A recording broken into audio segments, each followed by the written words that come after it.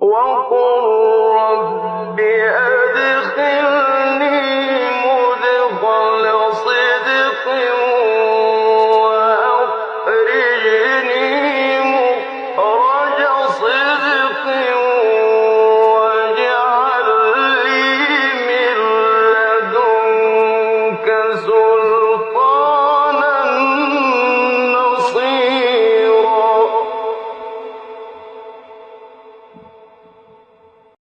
Chers frères et sœurs, l'islam a mis en place certaines règles et certains principes qui gèrent la relation de l'être humain avec son environnement. Une relation qui permet d'installer un certain équilibre bénéfique aussi bien pour l'être humain que pour l'environnement dans lequel il évolue. Al-Bi'a, l'environnement, c'est un patrimoine qui appartient à l'humanité tout entière.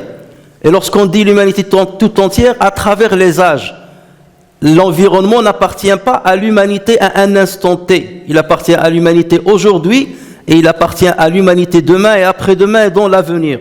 Autrement dit, ceci nous responsabilise par rapport à ce que nous allons, par rapport à la manière avec laquelle nous allons agir avec cet environnement pour garantir cet équilibre non seulement pour notre présent, mais aussi pour l'avenir des générations futures.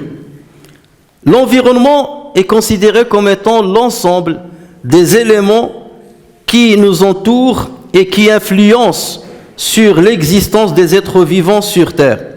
Il contient l'eau, l'air, la terre, les minerais, le climat, les êtres vivants, et on peut le décrire comme étant un ensemble de règles complexes, dépendantes les unes des autres, qui impactent positivement ou négativement notre existence et qui déterminent notre survie à l'instant et dans l'avenir.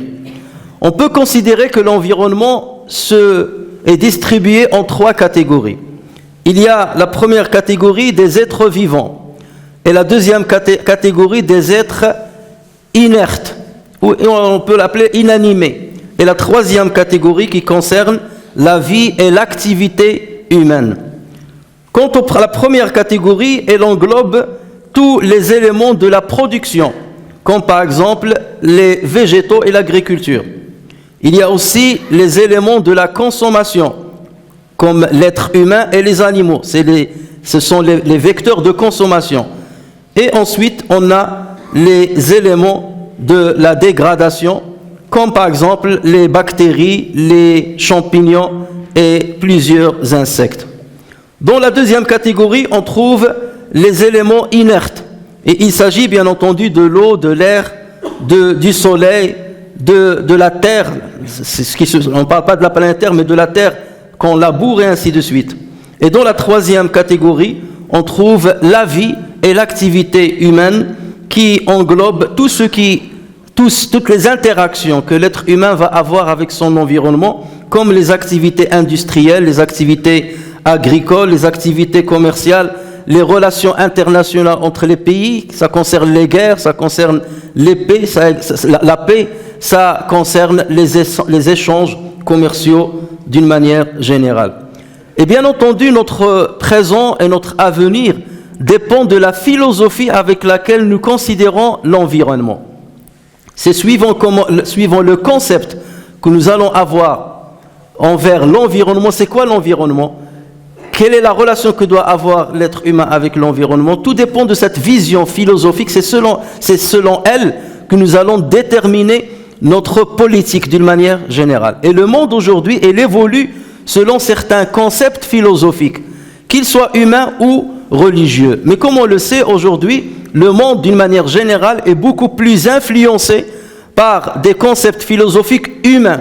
Et il a mis à la trappe, ou il a passé à la trappe les concepts religieux. Et là, je ne parle pas forcément que de l'islam, mais de toutes les religions monothéistes ou non monothéistes.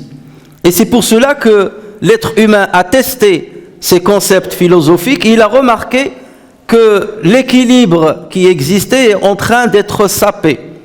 Il a vu que le climat est en train de changer. Et ceci a commencé à avoir des répercussions néfastes et désastreuses pour l'être humain lui-même, et pour la nature, ce qui, bien entendu, remet en cause la sérénité de l'existence de l'être humain sur cette terre.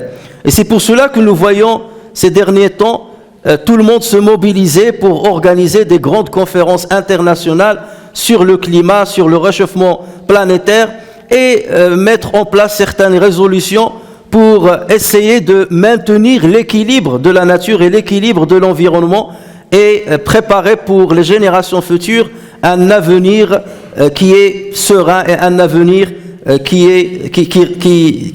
maintiendra cet équilibre.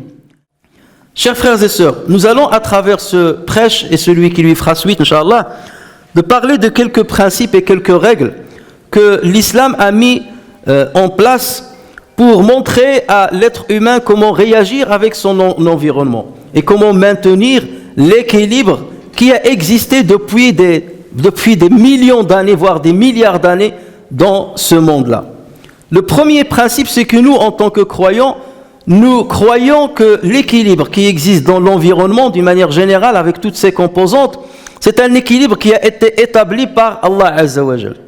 Ce n'est pas un équilibre qui s'est installé suite à la sélection naturelle, suite à l'effet du hasard et suite à une longue période, des millions d'années qui ont fait que les choses se sont stabilisées d'elles-mêmes et que l'équilibre s'est établi de lui-même.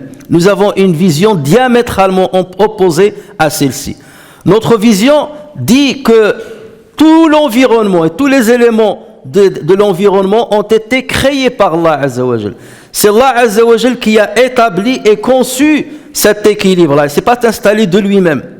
Et donc à partir de là, nous en tant que croyants, nous considérons que cet environnement que Allah Azza wa Jal a mis en notre disposition est une amana. C'est un dépôt qu'Allah Azza wa Jal nous a donné et nous devons de préserver cet environnement-là et de ne pas saper son équilibre.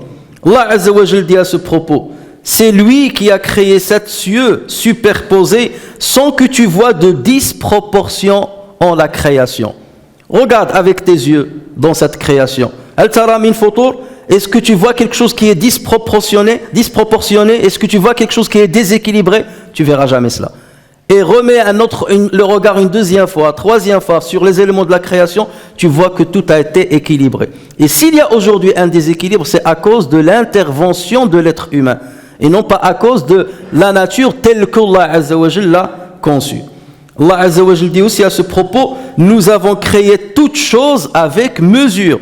Donc il y avait une conception préalable à cette existence. Allah Azza wa Jal a fait manifester sa volonté dans cette existence comme il l'a conçue. Allah Azza wa Jal dit aussi, et nous avons fait descendre l'eau du ciel avec mesure, puis nous l'avons maintenue dans la terre, cependant que nous sommes bien capables de la faire disparaître. Nous avons fait descendre l'eau avec mesure, autrement dit, pour servir toute l'humanité. Si on arrive à distribuer cette richesse-là d'une manière équitable, d'une manière juste, personne ne mourra de faim.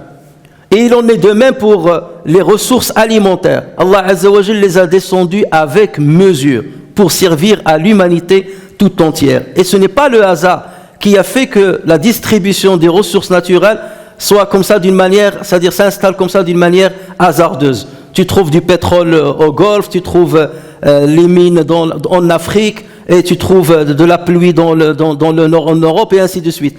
Cette distribution a été faite exprès, justement pour maintenir un équilibre et pour sommer l'humanité de s'entraider et d'établir des règles pour assurer un partage équitable entre les uns et les autres.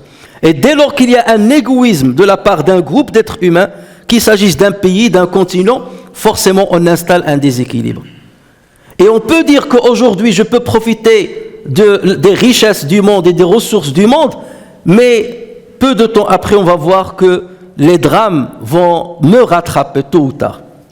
C'est vrai qu'aujourd'hui il y a certains pays, certains continents qui vivent des drames, qui vivent de la pauvreté, tandis que d'autres vivent dans la richesse et dans l'aisance, mais nous savons très bien qu'il y a énormément de disparités entre les uns et les autres au sein même des pays les plus riches, et nous savons très bien que les drames sont en train de nous rattraper jour après jour. Donc, Tout dépend de la conception que l'on se fait du partage de ces richesses. Et nous avons fait descendre l'eau du ciel avec mesure, puis nous l'avons maintenue dans la terre, cependant que nous sommes bien capables de le faire, bien de la faire disparaître. Allah Azza wa Jal dit aussi, il nous rapporte ce que disait Moussa devant Haroun, devant Pharaon. Notre Seigneur dit, Moïse est celui qui a donné à chaque chose sa propre nature, puis l'a dirigée. Allah Azza wa Jal dit également, c'est lui qui a bien fait tout ce qu'il a créé. C'est lui qui a bien fait tout ce qu'il a créé et il a commencé la création de l'homme à partir de l'argile. Dans Surat Ar-Rahman, Allah Azza wa Jal dit, le soleil et la lune évoluent selon un calcul minutieux, préétabli, et l'herbe et les arbres se prosternent. Et quant au ciel, il l'a élevé bien haut, et il a établi la balance afin que vous ne transgressiez pas dans la pesée. Donnez toujours le poids exact et ne faussez pas la pesée. Ici, lorsqu'il parle de la pesée, lorsqu'il parle de la balance, ce n'est pas la balance avec laquelle on pèse les denrées alimentaires. Non, regardez le contexte du verset. Allah Azza wa Jalla est en train de parler du ciel, il est en train de parler du najm, il est en train de parler de la lune, il est en train de parler des végétaux, il est en train de parler des arbres. Et il a établi une balance. Donc la balance fait référence à l'équilibre environnemental. Et lorsqu'il nous dit aqimul wazna bil qist, maintenez l'équilibre, ça veut dire l'équilibre environnemental. Parce qu'il n'y a pas il ne faut pas penser uniquement à l'équilibre dans le sens de le poids des denrées alimentaires, il faut bien peser pour ne pas tricher. Non, ne pas tricher dans votre relation avec l'environnement qui vous entoure. Préservez cet équilibre qu'Allah Azza wa Jal a mis en place pour vous et pour votre avenir. Et donc c'est à partir de là que l'être humain, en tant que croyant bien entendu, va considérer cet environnement comme une amana, comme on a dit. Et donc toute activité qu'il va accomplir dans le respect des règles qui maintiennent l'équilibre sera considérée comme une adoration. Parce que parfois on a des objectifs qui s'entremêlent et des objectifs qui se contredisent et qui s'opposent. Lorsque par exemple j'ai un objectif seulement d'évoluer sur Terre de la meilleure des façons qui existent au niveau matériel, donc là, l'égoïsme peut me pousser, la cupidité peut me pousser à exploiter d'une manière injuste, à démunir les autres pour m'enrichir, à confisquer les richesses des autres pour enrichir ma personne, enrichir ma famille, enrichir mon pays. Et lorsque j'ai de la foi et que je sais que je vais être questionné sur ce que j'ai fait dans cet environnement-là, là je fais très attention. Il y a un objectif de l'au-delà, ma huwa khayrun wa abqa, ce qui perdurera plus longtemps, la récompense divine, et les intérêts terrestres qui sont éphémères. Et donc lorsqu'il y a opposition entre les deux, je privilégie les intérêts de l'au-delà par rapport à mes intérêts d'ici-bas qui sont éphémères. Et lorsque je n'ai pas cette notion de foi et de croyance en Allah Azza wa Jal concernant la mise en place de l'environnement, donc je dis peu importe pour le reste. Mon profit personnel, c'est ce qui compte, et pour les restes, on n'en a rien à faire. Qu'il y ait des morts, que je provoque des guerres ailleurs, que je spolie les richesses des autres pays, à tort bien entendu, ça peu m'importe. Que je trouve des pions, que je vais mettre ça et là, dans le pays là, pour que justement qu'ils préservent mes intérêts, et les intérêts de mon pays, et peu importe les drames que je vais commettre.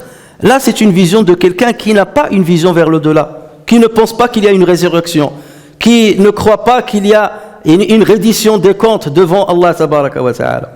Donc c'est pour cela que je dis depuis le départ, tout dépend de la conception que l'on se fait de l'environnement. Une conception qui prend en considération la transcendance, mais une conception qui passe à la trappe la transcendance et qui concerne que tout est matériel.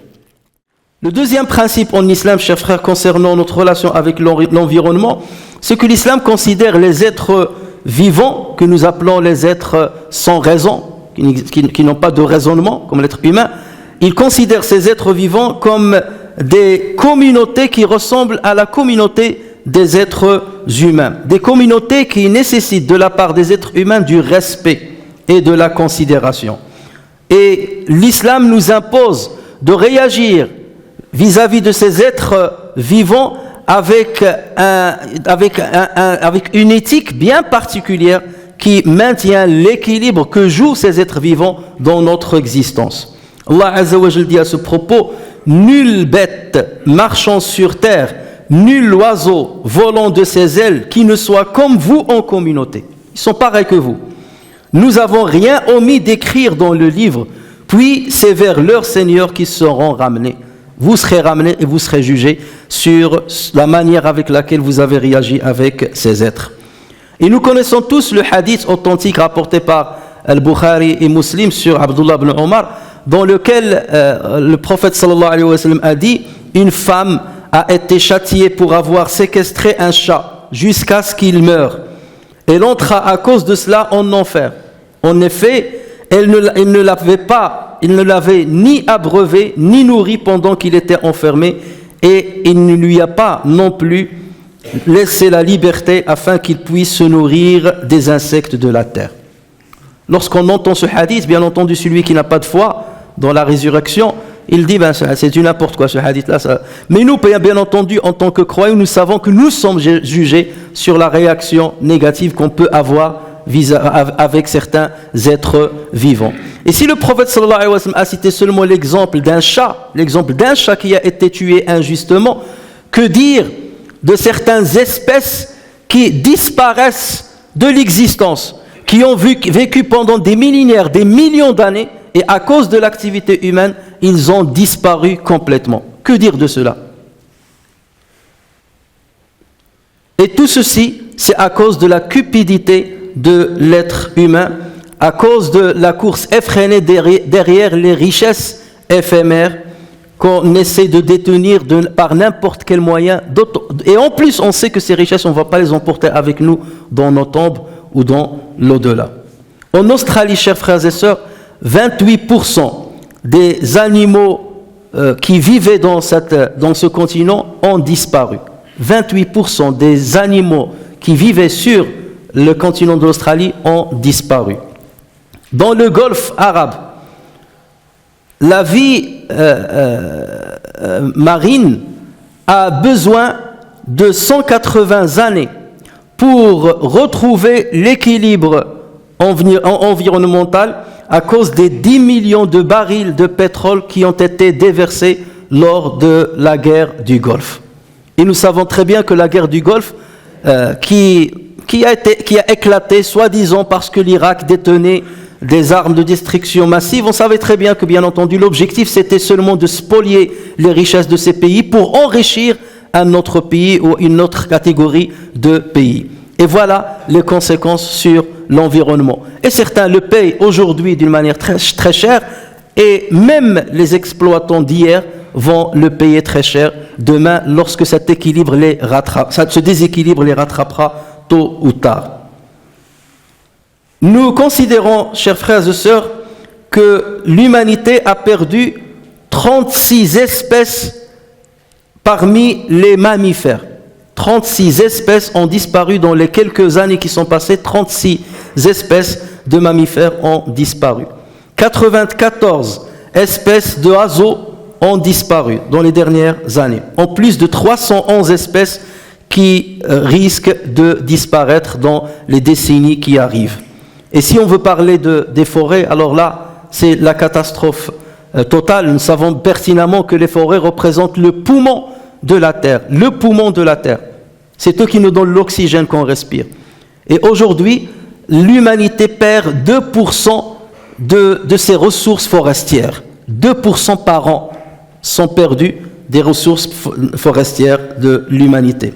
Et tout ceci à cause de la déforestation, à cause de la pollution atmosphérique qui produit des pluies acides qui vont avoir des répercussions négatives sur la faune et sur la flore. Et concernant la terre qu'on laboure, là aussi, on connaît une régression de 7% de la croûte superficielle de la terre. 7% par an qui disparaît. Et ceci à cause de l'érosion, à cause de la surexploitation agricole, à cause de l'irrigation à outrance, ce qui provoque la salinité de la terre et qui provoque sa désertification. C'est donc le travail humain ou bien l'exploitation humaine qui conduit à ces désastres dont toute l'humanité subira les conséquences dans l'immédiat ou dans un futur très proche. Chers frères et sœurs, certains concepts philosophiques datant plus exactement du XVIIe siècle ont beaucoup influencé la politique industrielle et la politique économique du monde tout entier. Ces concepts défendent l'idée de ce qu'ils appellent un animal mécanique ou un animal machine. Et c'est notamment Descartes, René Descartes, qui était derrière ce concept-là. Les êtres vivants, pour cette conception philosophique, ne sont d'autres que de la matière inerte organisée de manière complexe. Les êtres vivants sont de la matière inerte organisée d'une manière complexe. Le reste de la nature, vivant ou insecte, relève du monde des objets à disposition de l'humanité. Ce concept considère la nature comme une source infinie dans laquelle l'être humain peut puiser sans complexe pour satisfaire son développement. Et cette vision philosophique a conduit à une utilisation sans vergogne de la nature sous toutes ses formes. L'agriculture, la pêche, l'élevage intensif, l'épuisement des minerais, la pollution de toutes sortes. Et bien entendu, les religions, et l'islam en particulier, se différencient de cette vision et donnent de la considération aux éléments de la nature, qu'ils soient vivants ou inertes. Et c'est de ces éléments que nous sommes en train de parler. Et tout cela, c'est pour vous dire, chers frères et sœurs, que la religion a toujours sa place dans la société. La religion ne relève pas du passé.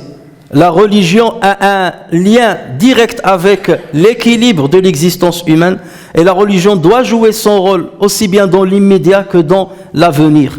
Parce que c'est elle justement qui permet de maintenir cet équilibre entre le matériel et le spirituel. C'est elle justement, elle est la seule qui permet à l'être humain de prendre en considération l'au-delà, de prendre en considération l'évolution de l'humanité, de prendre en considération la vie des générations qui vont venir dans l'avenir. Et sans ce concept-là qui prend en considération la transcendance, d'une manière ou d'une autre, on installe un déséquilibre dans ce monde. Parce que d'une manière ou d'une autre, on établit des relations dominant-dominé. Et ça existera toujours. Et toutes les coalitions que nous voyons aujourd'hui, c'est seulement pour changer d'une manière continue les forces politiques qui existent dans le monde afin d'exploiter les richesses de l'environnement de la meilleure façon qui existe. Et quelque part, ce qu'on considérait comme étant la sélection naturelle, qui soi-disant a établi l'équilibre qu'on voit aujourd'hui, on est en train d'établir cette sélection naturelle entre les êtres humains.